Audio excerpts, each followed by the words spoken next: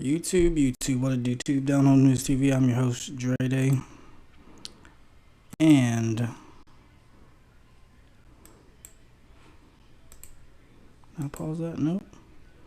I have an article coming from the Associated Press.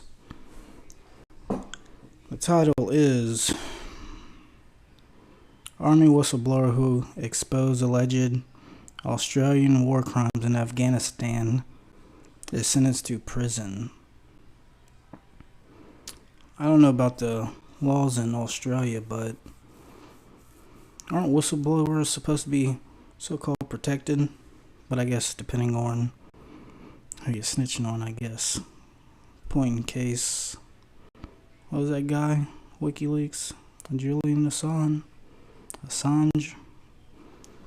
I don't know.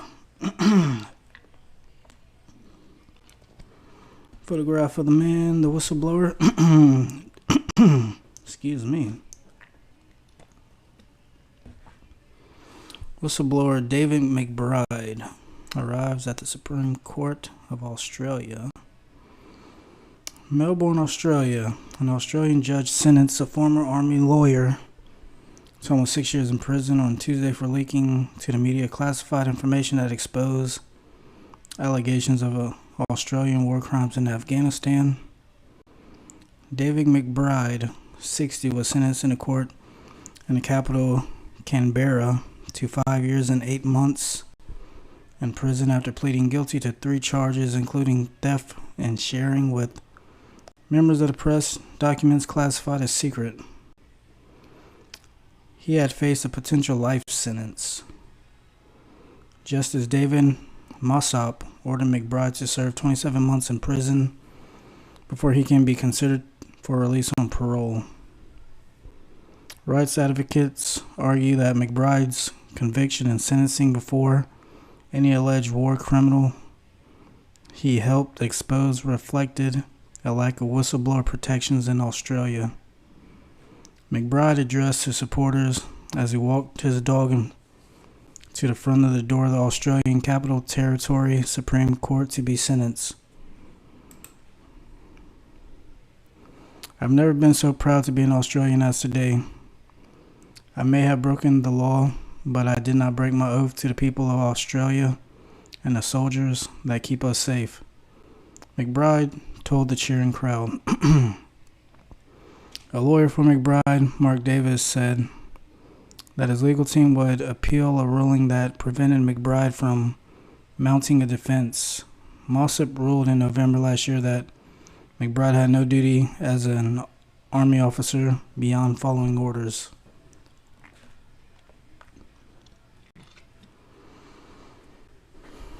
We know that Australian military teach a much broader notion of what the duty of an officer is in a battlefield than to follow orders, Davis said. Davis said the severity of the sentence also created grounds for appeal, but their effort would focus on the earlier ruling. McBride's documents form the basis of an Australian Broadcasting Corp. 7-part television series in 2017 that contained war crime allegations, including Australian Special Air Force Regiment soldiers killing unarmed Afghan men and children in 2013. Police raided the ABC Sydney's headquarters in 2019 in search of evidence of a leak, but decided against charging the 2 reporters responsible for the investigation. In sentencing, Mossop said he did not accept McBride's explanation that he thought a court would vindicate him for acting in the public's interest.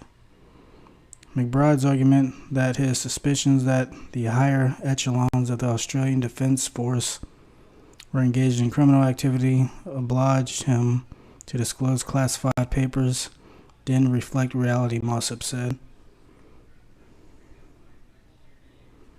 An Australian military report released in 2020 found evidence that Australian troops unlawfully killed 39 Afghan prisoners, farmers, and civilians. The report recommended 19 current and former soldiers face criminal investigation. Police are working with the Office of Special Investigator an Australian investigation agency based in 2021 to build cases against elite SAS, and commando regiments troops who served in Afghanistan between 2005 and 2016. Former SAS trooper Oliver Schultz last year became the first of these veterans to be charged with the war crime. He is accused of shooting dead a non-combatant man in a wheat field in Urazan province in 2012. Also last year, a civil court found Australia's most decorated living veteran Ben Robert Smith had likely unlawfully killed 4 Afghans. He has not been criminally charged. Human Rights Watch Australia's director Daniela Gavshon said McBride's sentencing was evidence in Australia's whistleblowing laws needed exemptions in a public interest. It is a stain on Australia's reputation that some of its soldiers had been accused of war crimes in Afghanistan, and yet the first person convicted in relation to these crimes is a whistleblower, not the abusers, Gavshon said in a statement. David McBride's jail sentence reinforces that whistleblowers are not protected by Australian law. It will create a chilling effect on those taking risks to push for transparency and accountability, cornerstones of democracy, she added. Some lawmakers formed minor parties and independents raised McBride's sentencing in Parliament on Tuesday.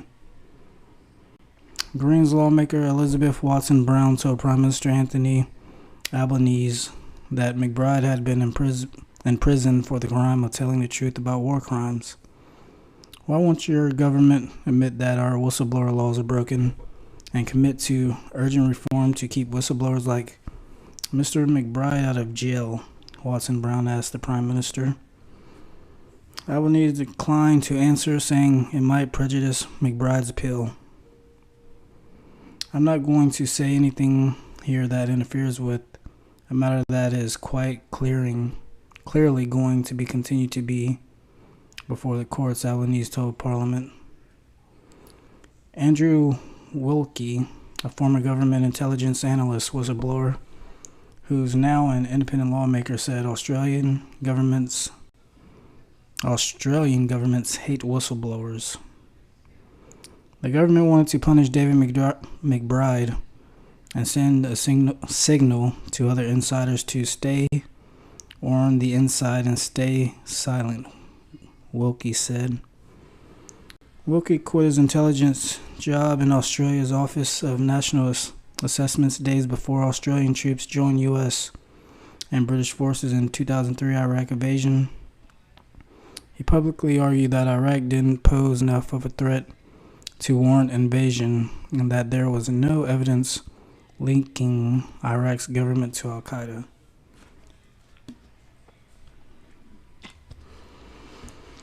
Well, that's that. Well, you know, they say in the streets, snitches get stitches. But I guess in the federal positions, snitches get jail time. You know, all my life here, you see some say something, crime doesn't pay, tell the truth. And you have a guy that's trying to expose the truth, but, you know, when you're dealing with large entities like that,